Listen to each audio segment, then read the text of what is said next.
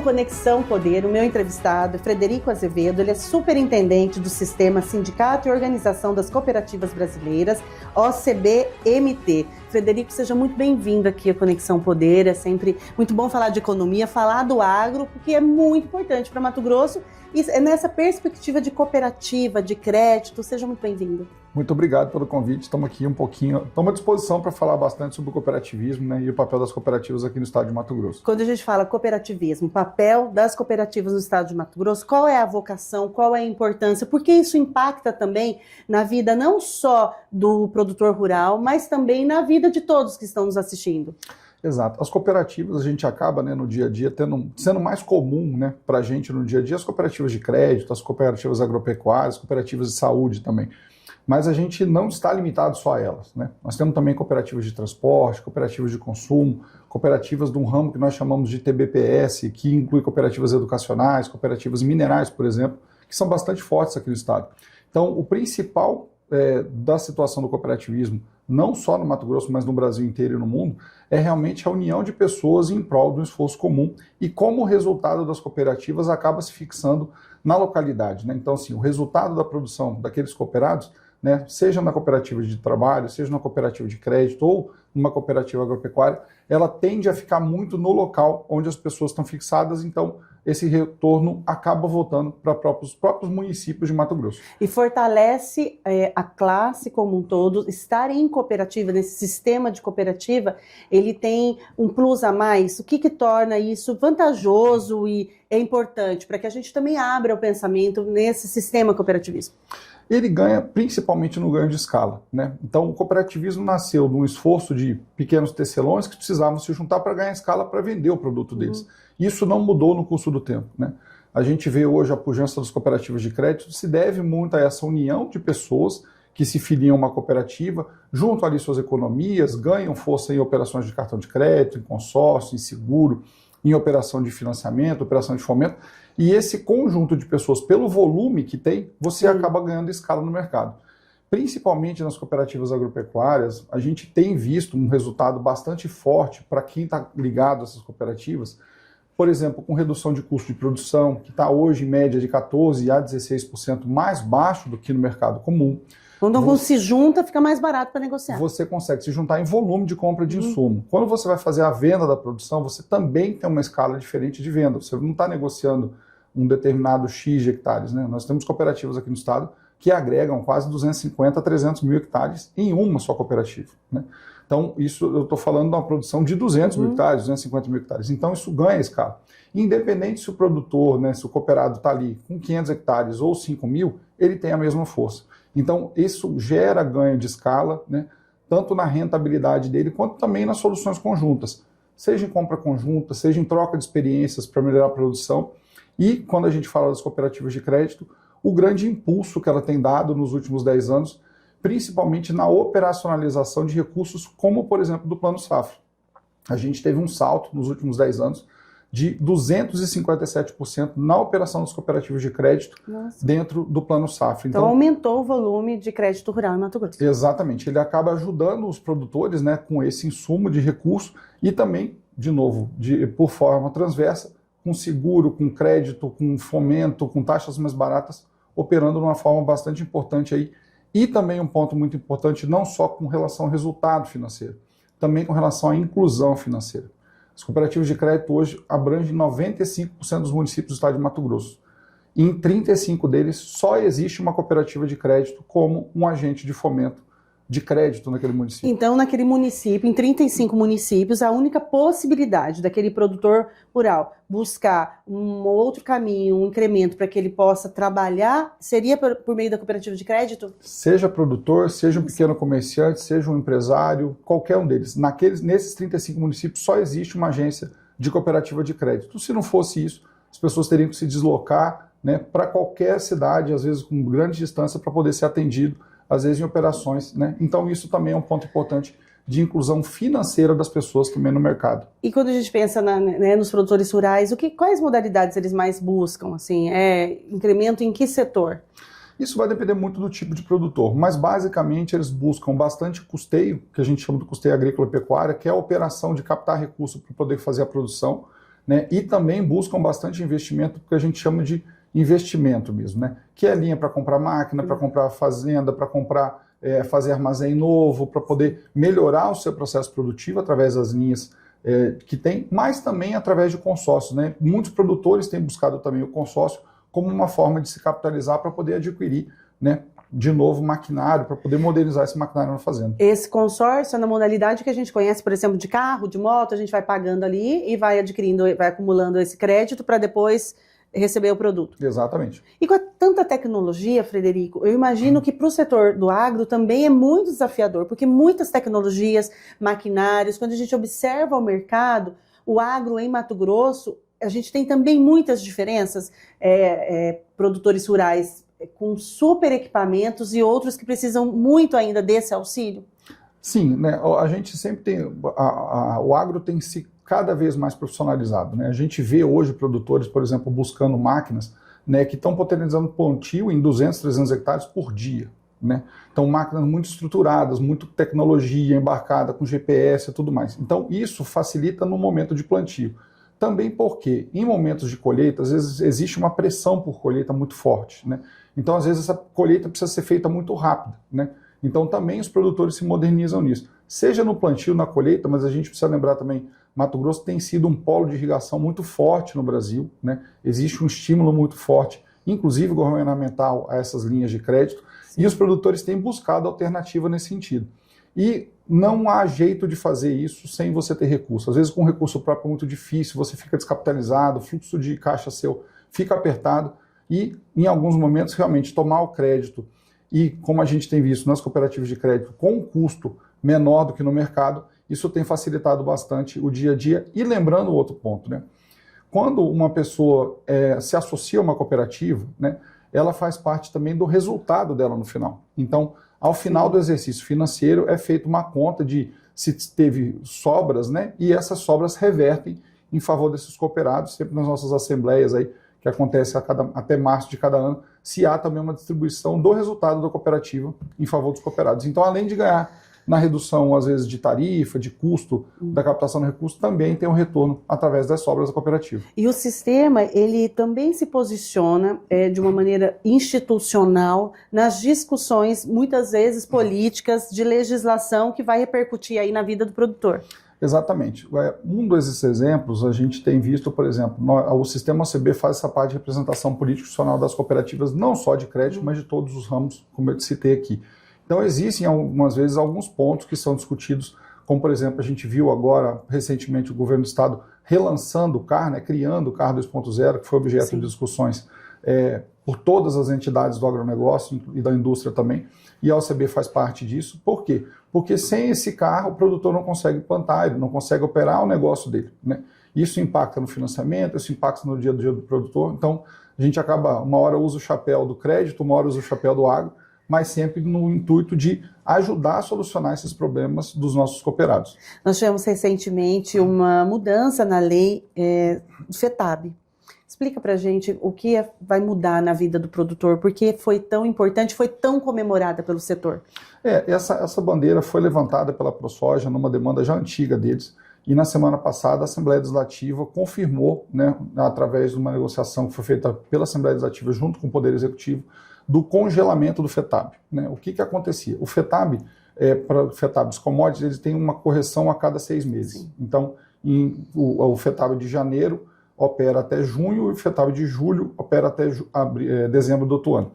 Neste ano especificamente, o governo do Estado, sensível a alguns problemas que os produtores estão vivendo, né, com relação a preço, né, a gente teve uma enxurrada de recuperações judiciais nos últimos 2 anos em Mato Grosso. Então eram dois por ano, eram 2 vezes. Eram 2 vezes, agora passou a ser, pelo menos durante um certo período, ele vai ser uma vez só. Então, em tese, você tem um congelamento dessa correção, que normalmente acontece na faixa de 5% a 6% por ano, ele vai ficar congelado durante esse ano para ter uma nova discussão no ano que vem. E porque antes não era esse valor, ele deixava o quê? O mercado instável? O que acontecia que foi necessário essa mudança? O FETAB ele não pode ser atrelado ao valor da commodity, né? Então ele tinha um valor fixo e era corrigido por um índice de correção. Né? No caso, o que acontecia? Você às vezes está operando com soja a 120, às vezes ela vai a 180 e às vezes ela vem a 110. né? E essa variação o FETAB não consegue acompanhar, né? Então, se você vendeu soja a 110 ou vendeu a 180, o FETAB seu continua subindo linearmente, né? Através dessa correção monetária. Então, houve uma reorganização do Estado no sentido de entender que havia um momento específico agora de arroxo de custos para os produtores de soja, milho e algodão.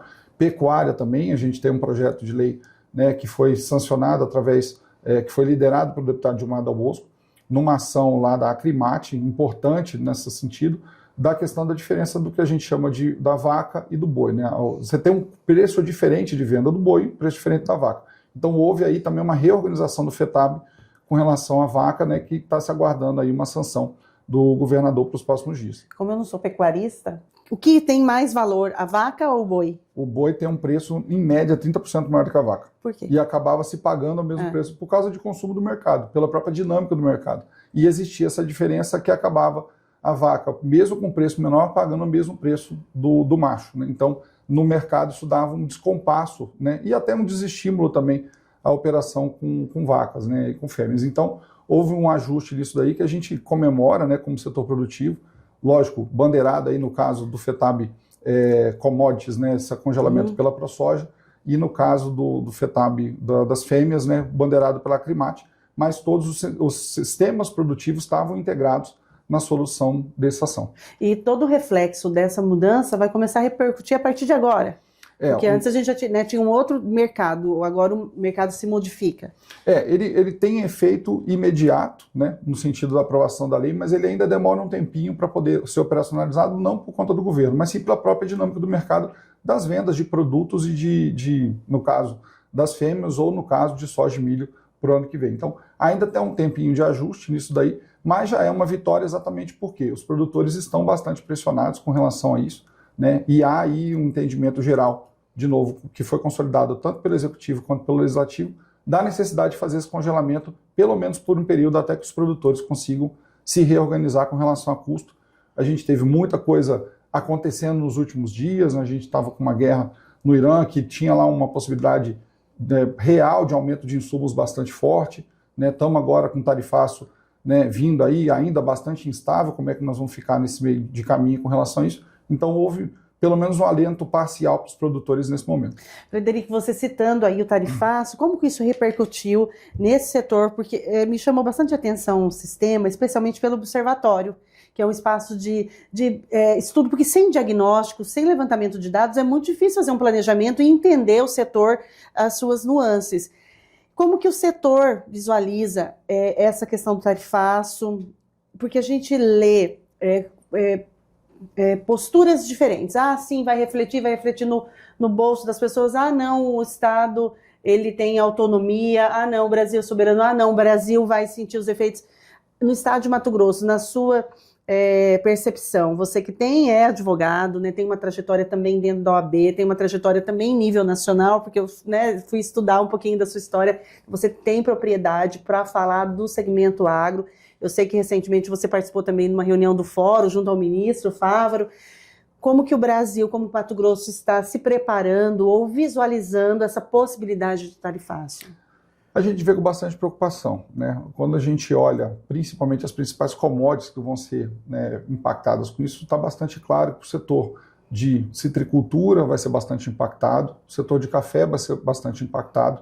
Você tem o setor de milho que pode ser impactado, porque os Estados Unidos têm uma atuação do etanol de milho bastante forte, né?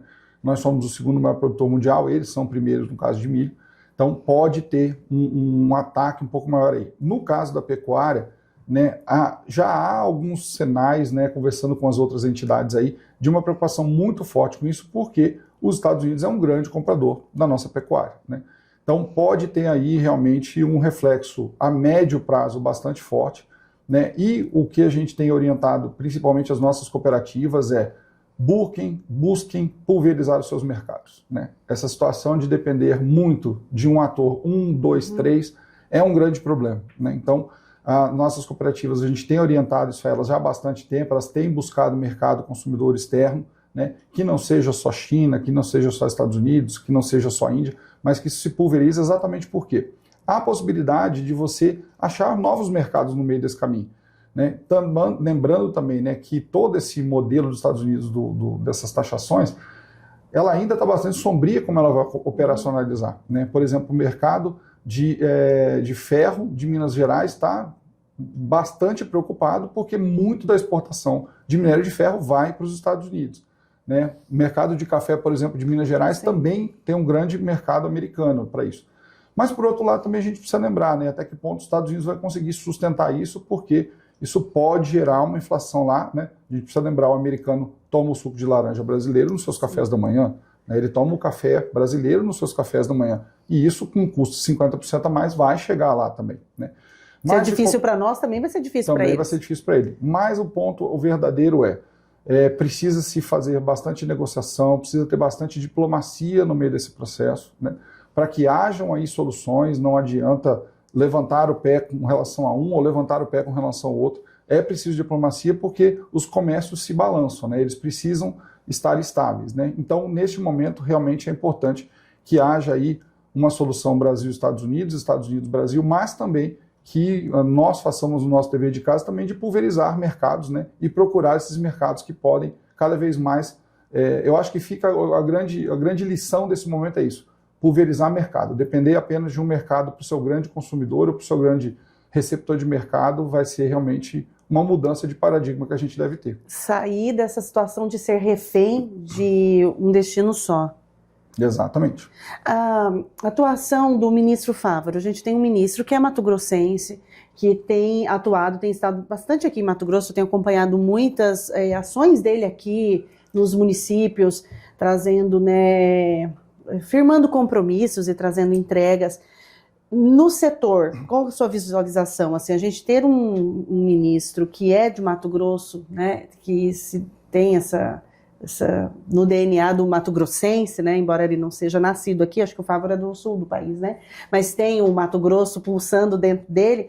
Isso facilita no diálogo, Frederico? Você tem percebido? O fato do Ministério, né, estar exercido lá pelo ministro Fávaro, ele tem uma facilidade por ele ser mato-grossense, ele conhecer da realidade do Mato Grosso, né? Mas a gente precisa lembrar que o ministro Fávaro não é ministro só do Mato Grosso, ele é ministro da agricultura brasileira, né? Então ele acaba também atuando dentro das possibilidades dele, do poder de atuação dele, para outros estrados, para todas as cadeias produtivas, né? Não é só para soja, milho, algodão e pecuária, que são os nossos grandes carro-chefes. Também tem fruticultura, né? E tem todo um arcabouço de negócios nesse sentido também. É lógico que facilita no sentido de que ele entende muito bem o perfil do Estado, entende as dificuldades e também as potencialidades, né? Existe também aí uma situação, uma seriedade bastante forte dele na condução das políticas públicas, mas ele também se vê pressionado, né, por exemplo, no caso do Plano Safra que a gente viu atualmente, um Plano Safra que saiu inicialmente do nosso anterior na faixa de 11%, 12% em Selic, para chegar em 15% agora. Então, fica mais difícil dele, como ministro, negociar, né? Inclusive internamente, junto à própria Secretaria de Fazenda, né? O próprio Ministério da Fazenda com relação a isso. Então, ele é uma pessoa muito bem preparada, que conhece muito do mercado, ele é pecuarista, é agricultor, então ele sabe das dores do mercado e a gente realmente acredita que o fato dele ser mato-grossense e conhecer bem o mercado acaba ajudando a ele entender as realidades quando você vem com algum pedido de uma linha de crédito, de uma política pública, por ele entender a razão e a razoabilidade desses pedidos. Até porque a política pública ela é essencial, né, nesse arcabouço mesmo de situação para que as ações, quando a gente pensa no agro, nas cooperativas, por exemplo, nos diversos segmentos, eles sejam possíveis, né? Porque tem que continuar evoluindo, porque o contexto, o mundo mudou muito, né, Frederico? A gente, antes da entrevista, a gente estava falando sobre isso, justamente, falando sobre rede social, sobre comunicação, as informações. Hoje, infelizmente, muitas pessoas ficam na superficialidade das informações e como é preciso entender profundamente para que qualquer segmento em que a pessoa vá atuar, para que ela possa fazer um bom negócio. Exatamente. Então, por exemplo, num caso de política pública, né, do Ministério, a questão de aumentar o número de países importadores do Brasil que conheçam os nossos produtos, né? No caso do agro brasileiro, não existe como a gente fugir dessa matriz de que nós seremos, essa história de que a gente é o celeiro do mundo, isso não é brincadeira, né? Isso é uma realidade. Não é uma fantasia. Quem acaba saindo do Brasil, conhece outros países, entende a dificuldade, às vezes, de produção em determinados locais e principalmente no volume que a gente consegue produzir. Seja pecuária, seja, né, em soja, milho, algodão, lembrar que laranja, cana-de-açúcar, né, frutas, né? Então, a gente tem esse potencial, né? E aí cada vez mais abrir mercado, que é uma política pública que a gente vê, por exemplo, o Ministério da Agricultura lutando bastante, a questão que também precisa ser liberada, a questão dos licenciamentos ambientais, precisa se desburocratizar a operação agrícola e pecuária no Brasil, né? Acaba se criando engenharias difíceis do produtor operar, né? E para isso que a política pública precisa ser feita, para ajudar o produtor e quem estiver na ponta, seja produtor, seja industrial, seja empresário, trabalhar. Ele tem vontade de trabalhar, a gente precisa desburocratizar da outra parte, e é isso que a gente espera como política pública, não só do Ministério da Agricultura, mas de todos os governos federais, estaduais e municipais. Frederico, hoje qual é o principal desafio para o sistema? Nós estamos num crescimento bastante forte dentro do estado de Mato Grosso, como eu te falei, tanto na questão de operação quanto no número de cooperativas que vêm sendo criadas, né? Nós temos quantas cooperativas? Assim? Hoje nós estamos no Mato Grosso com 182 cooperativas, né? Só para você ter uma ideia, a gente tem tido um aumento nos últimos 5 anos na faixa de 12% a 15% anualmente no número de criação de cooperativas. Dos mais diversos segmentos? Dos mais diversos segmentos. Agro, transporte, crédito, seja do que for. Eu acho que o grande papel das cooperativas, e é um ponto que nós temos trabalhado bastante lá no sistema, é realmente na qualificação da gestão dessas pessoas que estão tomando conta das cooperativas, né? O sistema Sescop, né, o sistema OCB, através do Sescop, faz esse treinamento, essa qualificação de dirigentes, de lideranças, exatamente porque se está tomando conta de operação de vida de pessoas, né? Então o volume é muito grande para isso. E dos mais diferentes nichos e de portes. Então, eu tenho desde cooperativa com uma renda, assim, valor pequeno, a cooperativas de grandes movimentações. Exatamente. Porque muitas vezes a gente fica no senso comum, quando pensa em cooperativa, pensa só naquele muito pequeno. E hoje o Mato Grosso tem de todos os portes envolvidos nesse sistema. Exatamente. Então, assim, a gente tem trilhas, por exemplo, de conhecimento formada para esse modelo, né? Quer dizer, para quem às vezes tem um modelo um pouco mais simples, ter o conhecimento para poder tocar isso, mas também a gente vê muita operação grande, né? Cooperativas, como eu acabei de falar para você aqui, coopera 250, 300 mil hectares, né? De operação. Então, para isso, tem uma necessidade de qualificação de produtores, de cooperados, de lideranças, que é um mote importante que a gente tem falado, e também esse novo modelo, né, que a reforma tributária vai exigir do Centro-Oeste brasileiro. Isso não é uma situação de Mato Grosso, a gente fala com o Mato Grosso do Sul, eles falam o mesmo problema, Goiás o mesmo problema, que é o novo modelo de reforma tributária. É isso que eu ia te perguntar, qual a avaliação dessa reforma tributária, como que você poderia avaliar? A reforma tributária, ela simplifica o número de impostos, mas ela impõe um modelo diferente na hora desse recurso voltar para a ponta, né? Então, se hoje a gente tem uma indústria aqui, ela recolhe o ICMS e esse produto sai daqui, mas ele recolhe o imposto aqui, né? Ainda que ele seja vendido em São Paulo ou no exterior. Só que quando a gente fala do novo modelo da reforma tributária, a tributação vem para o consumo. E Mato Grosso é um estado de 3 milhões e 300 mil habitantes, né? Parafraseando um amigo cooperativista, se nós formos olhar em nível de população, Mato Grosso é uma grande Campinas. O entorno de Campinas tem pouco mais de 3 milhões e meio de habitantes. O presidente da MM, o Léo Bortolini, manifestou aqui essa preocupação, né? A questão do consumo, Mato Grosso, quando a gente compara com a região sudeste, é brutal. A gente perde. Né? Então, assim, há uma necessidade também de haver uma nova reorganização de modelos de trabalho, né? É um tema que a gente tem conversado bastante com as cooperativas e que nós também ficamos felizes com manifestações, inclusive do Rogério Galo, secretário de Fazenda, que nos citou em alguns momentos essa importância das cooperativas como uma forma de que o recurso volte para a ponta, né? De novo, né? Pode parecer retórico, mas não é. Quem faz a cooperativa está morando em Mato Grosso, ele opera em Mato Grosso, ele trabalha em Mato Grosso. O que sai do resultado do trabalho dele e da cooperativa vai ser um terreno novo que é feito, um loteamento que é aberto, um prédio que é erguido, um negócio que é aberto. Esse recurso não sai daqui e vai para um estado de fora, ou mesmo para uma multinacional em outro país.